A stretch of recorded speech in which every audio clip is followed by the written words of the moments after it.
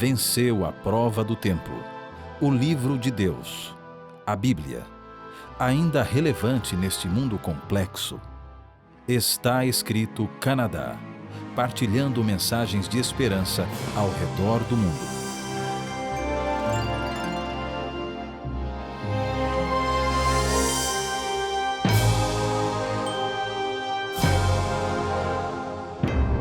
Amigo telespectador, é com alegria que lhe dou as boas-vindas a mais uma edição do programa Está Escrito. Desde já, agradecemos o seu interesse no nosso programa, que é dedicado ao seu bem-estar espiritual. Em resposta aos vossos pedidos de oração, temos dedicado tempo pedindo que Deus toque na sua vida e cremos que Ele vai responder aos seus pedidos. Deus tem sempre uma solução para os nossos desafios. Temos hoje um presente para si. Irei iniciar uma nova série intitulada As Bem-aventuranças de Apocalipse. Terei muito prazer em passarmos juntos estes próximos momentos esclarecendo a Palavra de Deus. Neste programa, eu irei compartilhar consigo 3 bênçãos que Deus lhe quer oferecer. Gostaria de iniciar o tema de hoje com uma pergunta. Já alguma vez fritou alguma coisa com óleo bastante quente? Não estou a falar de fritar um pequeno peixe numa frigideira rasa. Estou a falar de fritar uma grande quantidade de batatas numa panela fundo com óleo quase a ferver. Você sabe o perigo que existe nessas situações, quando o óleo que está muito quente é derramado por acidente. Uma vez, eu presenciei um cozinheiro muito atarefado preparando pratos saborosos. De repente, ele derramou óleo muito quente nas costas de um empregado. Eu me arrepiei quando eu vi o grito de agonia que o jovem imigrante deu ao sentir o óleo queimar a sua pele. Como pode imaginar, o grau de queimadura colocou a vida deste jovem em perigo. Felizmente, que aquele imigrante sobreviveu àquele infeliz acidente.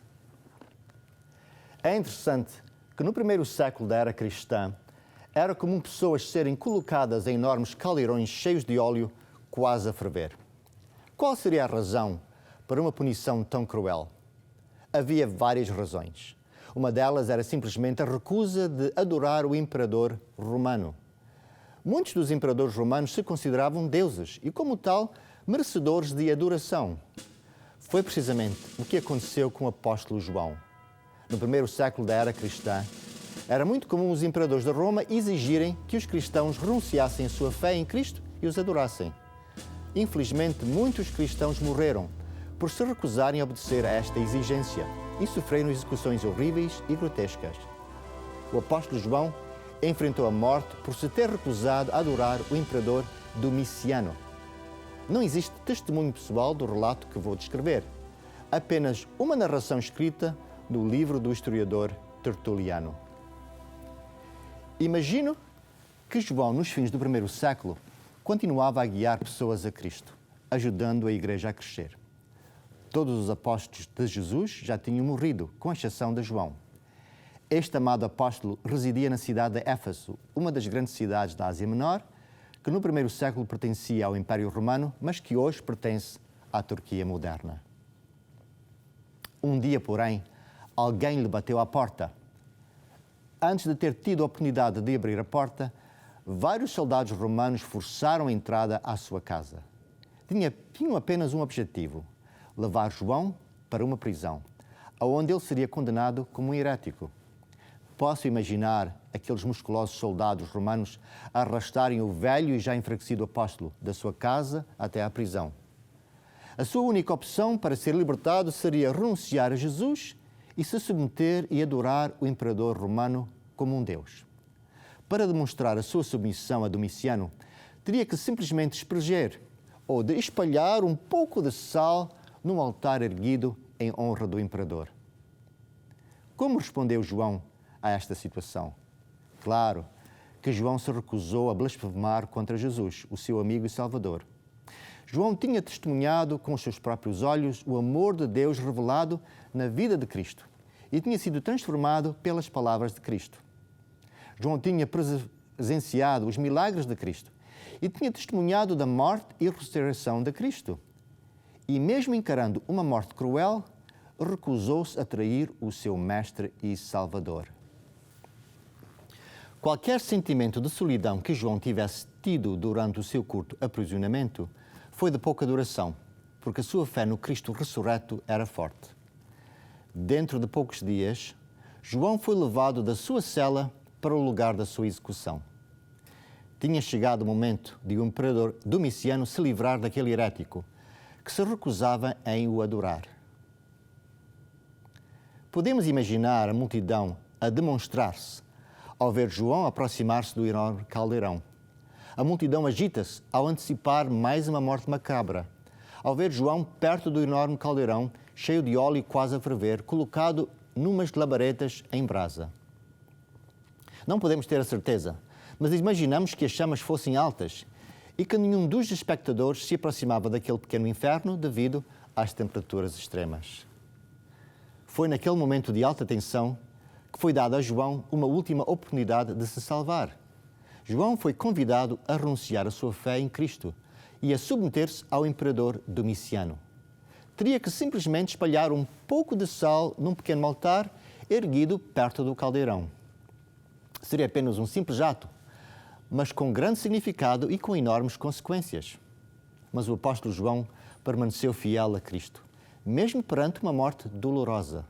Recusou-se a espalhar um pouco de sal no pequeno altar. Logo a seguir, talvez pelos mesmos soldados que o tinham apreendido, levantaram o velho apóstolo e o colocaram dentro do caldeirão e o empurraram para dentro desse caldeirão. Nestes momentos de alta tensão, as testemunhas oculares se entusiasmaram, dando gritos e batendo palmas para assim descarregarem um pouco da sua tensão nervosa. Mas aconteceu o inesperado. Os sons gerados pela audiência em breve se tornaram em silêncio, quando o velho apóstolo, ao contrário do que era antecipado, começou-se a erguer dentro do caldeirão. Os aplausos, os apupos foram se extinguindo até que reinou um silêncio completo. Todos ficaram boquiabertos e assombrados. João levantou-se de dentro do caldeirão e permaneceu de pé por alguns minutos, sem que nada lhe acontecesse. João estava imune ao caldeirão cheio de óleo extremamente quente. Não sei, mas calculo que tivesse sido um momento dramático, semelhante ao que aconteceu a Shadrach, Mesaque e Abednego, no capítulo 3 do livro de Daniel. Estes 3 hebreus sobreviveram a uma morte certa na fornalha acesa pelo rei Nabucodonosor. Lemos o relato deste episódio singular em Daniel 3, versículos 24 a 26. De repente, Nabucodonosor se levantou e perguntou, muito espantoso, aos seus companheiros: não foram 3 os homens que amarraram e jogaram na fornalha? Sim, senhor, responderam eles. Como é que então que estou vendo 4 homens andando soltos na fornalha? Perguntou o rei. Eles estão passeando lá dentro, sem sofrerem nada. E o 4º homem parece um anjo. Aí o rei chegou perto da porta da fornalha e gritou: Sadraque, Mesaque e Abednego, servos do Deus Altíssimo, saiam daí e venham cá. Os 3 saíram da fornalha e todas as autoridades que estavam ali chegaram perto deles e viram que o fogo não havia feito mal a eles nenhum. As labaredas não tinham chamuscado nem o cabelo da sua cabeça, nem as suas roupas não estavam queimadas, e eles não estavam com cheiro de fumaça. Assim como os 3 hebreus saíram vivos da fornalha, João saiu vivo do caldeirão cheio de óleo que literalmente poderia ter fritado o velho apóstolo em poucos momentos. Deus seja louvado. Estimado amigo, este Deus que salvou João de uma morte certa ainda tem poder de nos salvar da morte eterna e de nos auxiliar diariamente se depositarmos a nossa fé nele. Como o Filho do Homem protegeu João da morte. Ao sair do caldeirão, não há dúvida que as pessoas que ali estavam sabiam que não estavam a lidar com um homem qualquer e que provavelmente não o podiam matar. Pode-se imaginar a fúria do imperador e da sua humilhação. Domiciano imaginava-se um Deus, mas naquele momento revelou que havia um Deus com poder de libertar os seus servos da morte. Domiciano era apenas um ser mortal. Muito provavelmente, cheio de raiva, decidiu banir João para uma ilha. O velho apóstolo foi enviado para Patmos, uma pequena ilha situada não muito longe de Éfeso, na costa ocidental da moderna Turquia. João foi condenado a viver até a sua morte trabalhando numa mina de pedras. João foi condenado a uma vida árdua, uma vida desgastante. Mas esse não foi o seu destino. Há um ditado que diz: o homem põe e Deus dispõe. Deus tinha um outro propósito para os anos finais do apóstolo João. Deus tem também um propósito diferente para as nossas vidas. Como diz o ditado, Deus pode escrever direito por linhas tortas.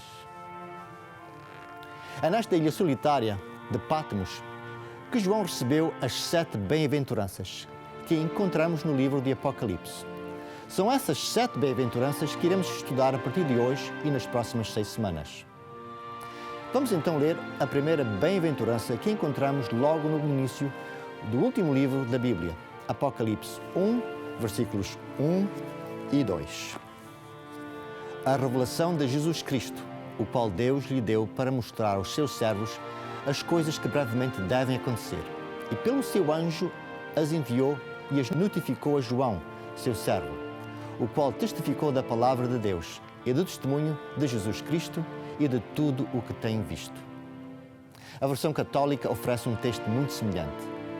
A revelação de Jesus Cristo, que lhe foi confiada por Deus para manifestar aos seus servos o que deve acontecer em breve. Ele, Jesus, por sua vez, por intermédio do seu anjo, anunciou ao seu servo João, o qual atesta, como palavra de Deus, o testemunho de Jesus Cristo e tudo o que viu. Estimado amigo, prestou atenção a estas palavras? A primeira palavra deste livro é, por assim dizer, reveladora. O Apocalipse é a revelação de Jesus Cristo. A palavra revelação vem da palavra grega apocalipsis, que quer dizer revelar ou desvendar. Revelar quer dizer tirar o véu ou expor aquilo que está encoberto.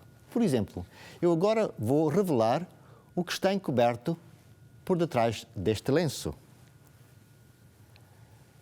Nota, amigo ouvinte, que o oposto a revelar é vendar, que significa cobrir ou disfarçar.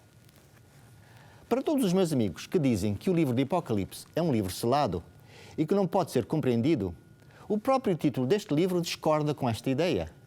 Este livro é para ser compreendido e para ser divulgado. Não quer dizer mesmo que, mesmo sendo uma revelação, que o Apocalipse seja fácil de entender. Precisa de ser estudado com muito rigor, com muita oração, comparando Escritura com Escritura, para que possamos entender esta revelação repleta de símbolos proféticos. Mas o Apocalipse não é uma revelação qualquer. Não é uma revelação que originou na mente inspirada de um profeta ou de um apóstolo. Esta revelação originou em Deus Pai, que Deus Pai compartilhou com o seu Filho, Jesus Cristo. Depois, Jesus passou a revelação a um anjo e que este anjo finalmente entregou a João. É uma revelação de Cristo que originou em Deus Pai. Resta-nos perguntar o que foi então revelado. Qual é então o conteúdo deste livro profético, rico em simbolismo? A resposta encontra-se no primeiro versículo. A revelação de Jesus Cristo, que Deus lhe deu para mostrar aos seus servos o que em breve há de acontecer. O livro de Apocalipse é uma revelação sobre o que deve em breve acontecer. Por vezes ficamos tão intrigados com todos os símbolos do Apocalipse, sobre as 7 igrejas, os 7 espíritos, os 7 selos, as 7 pragas, que nos esquecemos que o livro é uma revelação sobre o que em breve está para acontecer. Este último livro cobre a história do plano de Deus para a salvação da humanidade, começando com os dias da Igreja Apostólica até a consumação dos tempos, até ao segundo advento de Cristo. Por todo o livro do Apocalipse, o tema principal é o regresso iminente de Cristo e a sua vitória sobre o mal. No Calvário, Jesus obteve a vitória sobre Satanás e Cristo irá pôr fim ao seu reino, quando Jesus regressar pela segunda vez. Estimado amigo, este livro revela que chegará o dia em que a morte irá, por assim dizer, morrer. Chegará o dia em que a corrupção tão evidente na natureza humana, tão evidente na nossa atualidade, quer na política, quer na economia mundial, irá deixar de controlar as nossas vidas. Estas são as boas novas que encontramos no Apocalipse. Mas voltamos ao primeiro capítulo, versículo 3, ao núcleo da mensagem de hoje. A primeira das 7 bem-aventuranças que continuaremos a examinar durante as próximas 6 semanas. Bem-aventurado aquele que lê e os que ouvem as palavras desta profecia e guardam as coisas que nelas estão escritas, porque o tempo do fim está próximo. A versão Nova Jerusalém oferece um texto muito semelhante. Feliz o leitor e os ouvintes que observam as coisas nelas escritas, porque o tempo está a fim. A palavra bem-aventurado quer dizer feliz ou alegre. É uma palavra usada por Cristo no Sermão da Montanha, as Beatitudes ou as Bem-aventuranças.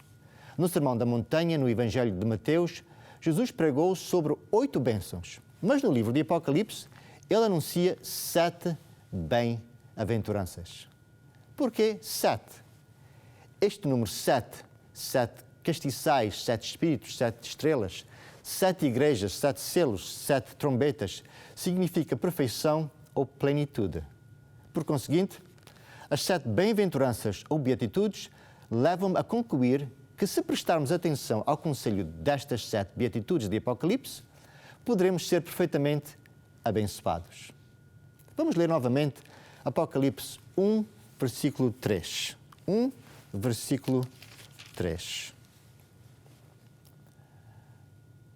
Bem-aventurado aquele que lê e os que ouvem as palavras desta profecia e guardam as coisas que nelas estão, porque o tempo está próximo. 3 bênçãos são abordadas nesta passagem.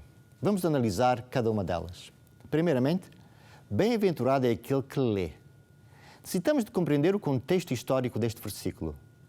João escreveu o livro de Apocalipse como uma carta.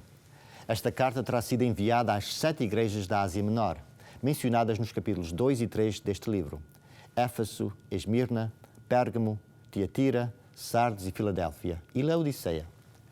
Quando a carta chegou a estas igrejas, alguém era nomeado pela igreja para ler a carta publicamente.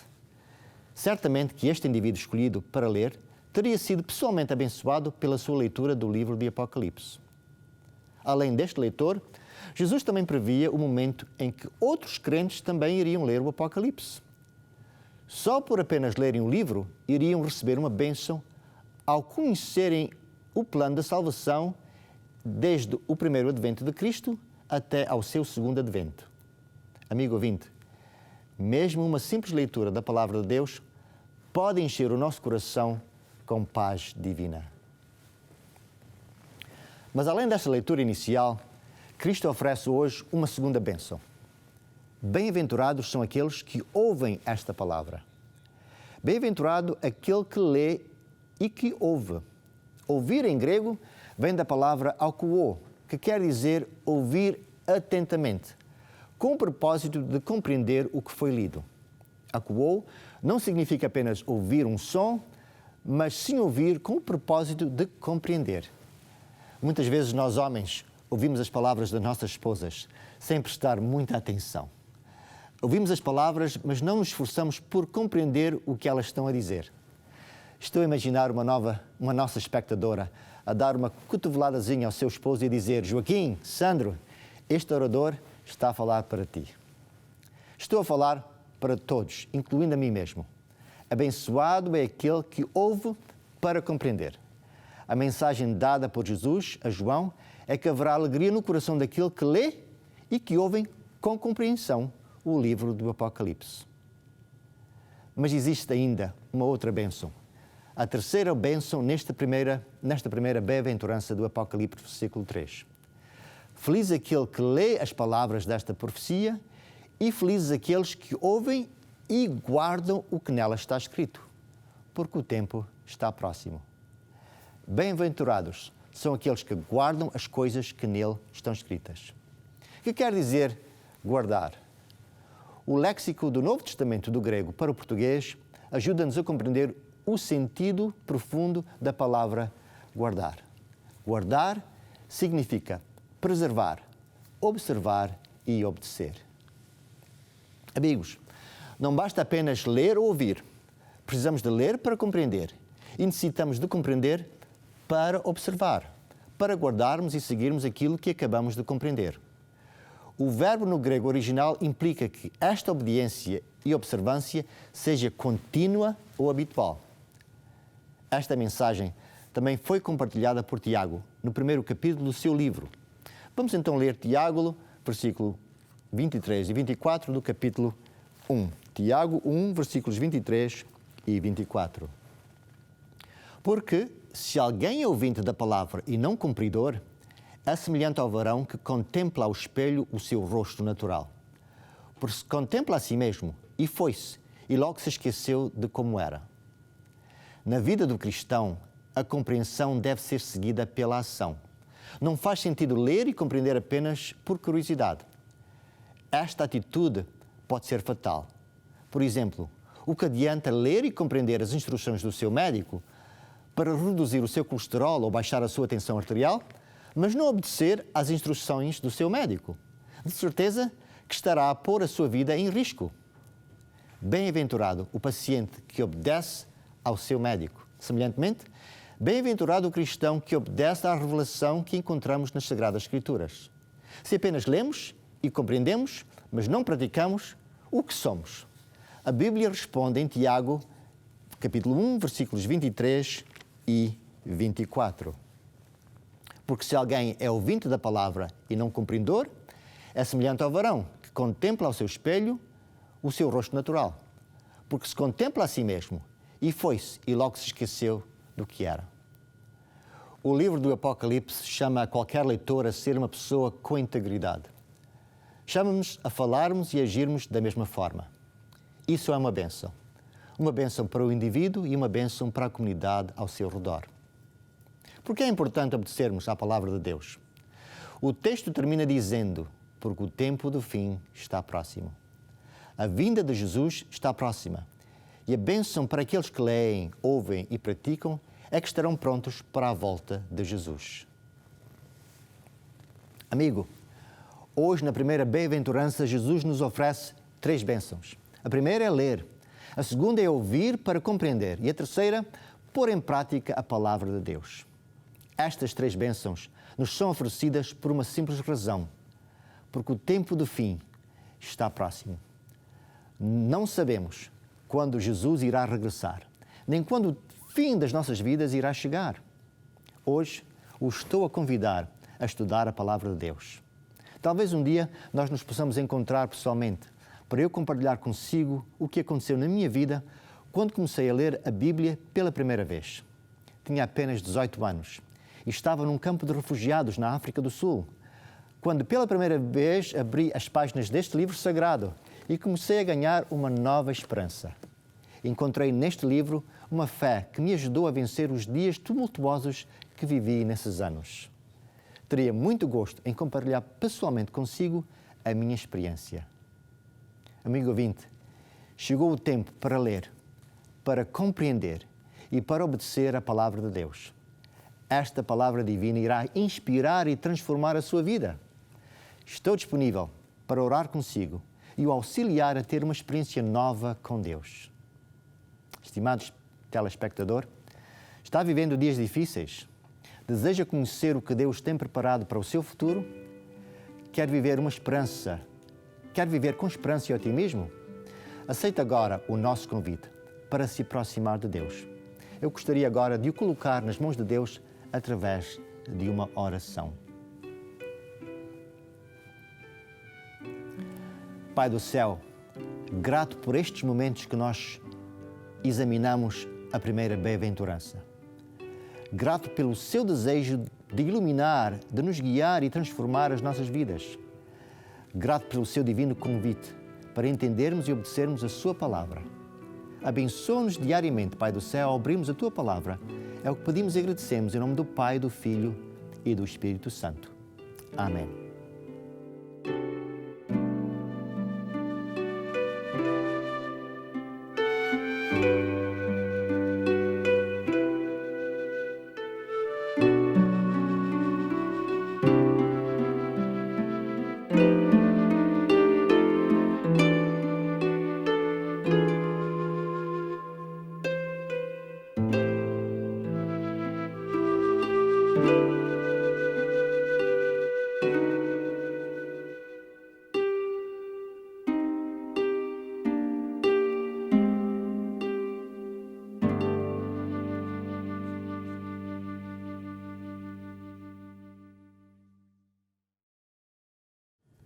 Vamos marcar mais um encontro neste canal para a próxima semana, no mesmo dia e na mesma hora. E lembre-se, Jesus disse, está escrito, nem só de pão viverá o homem, mas de toda a palavra que procede da boca de Deus.